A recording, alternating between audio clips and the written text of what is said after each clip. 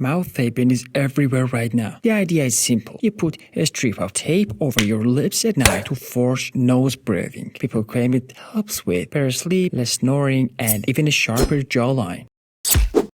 Why people do it. Nose breathing can be helpful for some people. It filters air, warms it, and for many people, it feels smoother. So the logic is, if I stop mouth breathing, I'll sleep better. But here's the key point. Mouth taping doesn't fix the reason you are mouth breathing. Did you hear that? Sometimes you mouth breathe because your nose is blocked. Sometimes because of a sleep apnea. And that's where the risk can start. What the science actually says. The research is limited. There are a few small studies where mouth taping helps certain people. For example, mouth breathers with mild obstructive sleep apnea showed improvements in snoring and AHI in one study. But when researchers looked at the full trend overall, the conclusion was basically the evidence is small and there may be serious risk if people do it without knowing what's causing their breathing issue.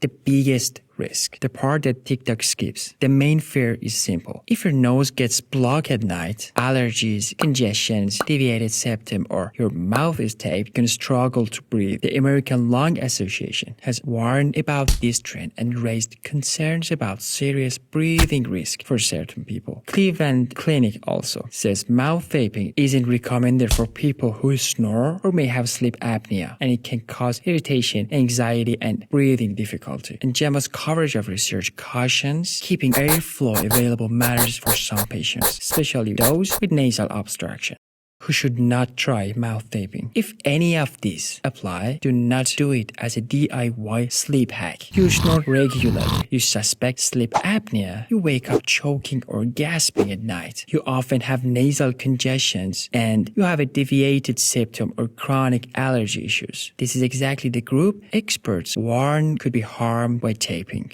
Safer alternatives. If your goal is better breathing at night, try safer steps first. Side sleeping, nasal strips, or nasal breathing support treat congestion. If you suspect sleep apnea, get evaluated and treat the root cause. Bottom line, mouth taping is not always dangerous, but it's also not a universal solution. The science is limited, and for the wrong person, it can be risky. So the smart move is figure out why you are mouth breathing and choose the safer fix first. Thanks for watching, and if you enjoy, subscribe.